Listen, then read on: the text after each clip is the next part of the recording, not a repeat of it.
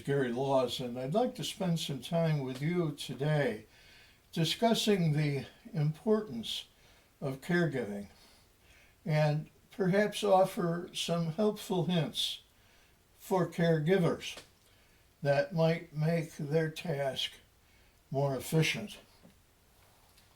We first must talk about the subject of communications.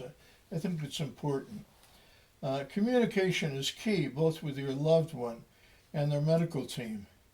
If you're caring for a loved one with a terminal illness or even a disease like dementia, they will likely have a medical team or multiple doctors working with them. Learning to communicate with these doctors is essential as a caregiver. This will help you understand what you need to provide for your loved one, how you can aid in their care, and it will allow you to advocate for them if need be. Now, as well as doctors, learning to communicate with your loved one is incredibly important too. Perhaps they've lost touch with their verbal skills or just don't have the right words to say. Maybe you now need to rely on gestures to communicate with them effectively. I would say just be patient with them and realize that they are doing their best, just like you are. The second point I would make is that you have to take care of you and ensure that you take time to find joy in every day. Do something for yourself. Find a way to feed your mind, body, and soul each day. Take a walk, play music you enjoy, keep people close to you that lift you up. Rest and feed your body. If you don't take care of yourself, you can't take care of your loved one. When people ask if they can help, let them. It's okay not to do it all yourself. Your loved one would want you to be taking care of yourself. Now, third, we need to acknowledge our loved one's limitations. Your loved one may struggle with activities they used to find enjoyable or be able to do themselves. For example, they may no longer be able to dress themselves or use the bathroom. Perhaps they may need help with bathing. No matter what the task, it is important to understand these limitations and to still treat them as the person that they are, not as a patient. Even if they are unaware of the ongoing tasks you complete for them or can only recognize you when you're touching their hand, know that even with their limitations, they are still the person you love and cherish.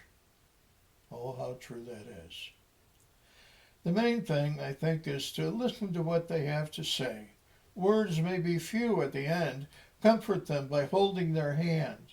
Sing a song softly, and often their hearing is the last to go. The touch is the most powerful. Fifthly, be realistic. It's important, both as a new caregiver or an experienced one, to be realistic about what your loved one is experiencing, whether it be a memory condition, disease, or the process of aging. Allowing yourself to cope with the feelings of sadness is essential. And don't be afraid to consult a professional for help if you are in need of it. 6, learn how to provide proper physical care. Being a caregiver is physically demanding, especially if your loved one struggles with mobility.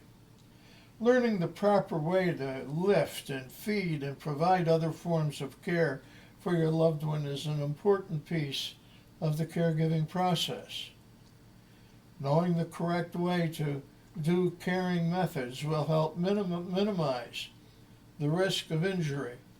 Talk to your loved one's doctor to learn more about how you can provide proper care. 7th, be open to new methods of care. Sometimes it seems as though new methods of care pop up every day. Technology is a really great tool for aiding with the care of your loved one. Eighth, stay connected with the outside world.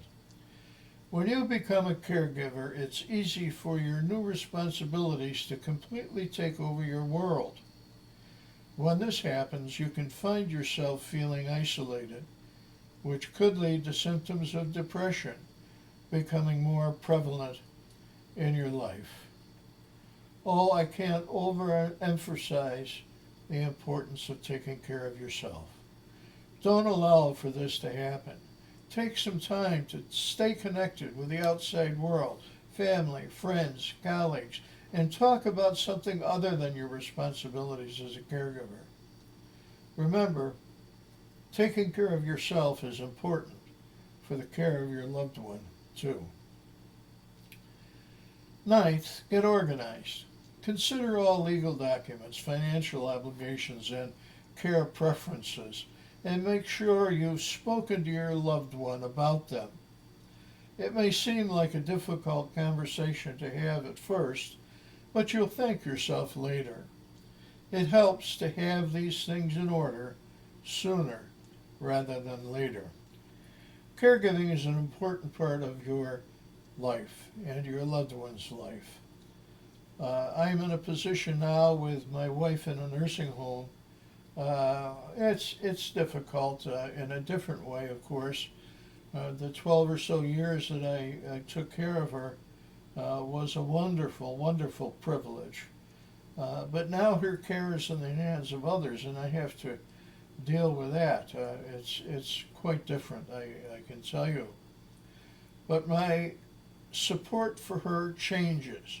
My responsibility is to be with her as often as I possibly can, every single day at the nursing home, if possible. Now, during the taping of this program for you, we are in the middle of the COVID-19 crisis, this terrible, terrible disease that has spread throughout the world and our neighborhood. And it makes things even more difficult. When I visit my wife, I have to sit outside her room and visit with her by telephone, looking through the window. I always keep a cheerful spirit and a smile on my face when I'm with her. But I have to tell you that when I leave, it becomes a very emotional time. It's not easy to see your loved one in that situation, and you have to remind yourself that indeed they are in good care. It is necessary for them to be where they are, and that God will look after them. I might conclude today by saying God will look after you. I cannot do any kind of a secular program without adding at the end that there is a God. He's very real, he's very close, and all you need to do is turn to him. When you're feeling great pain and great agony, turn to the Lord who loves you and cares for you.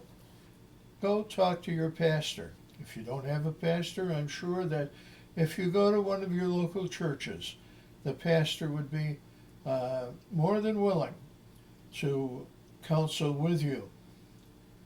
So, I wish you the very best as you care for those you love most.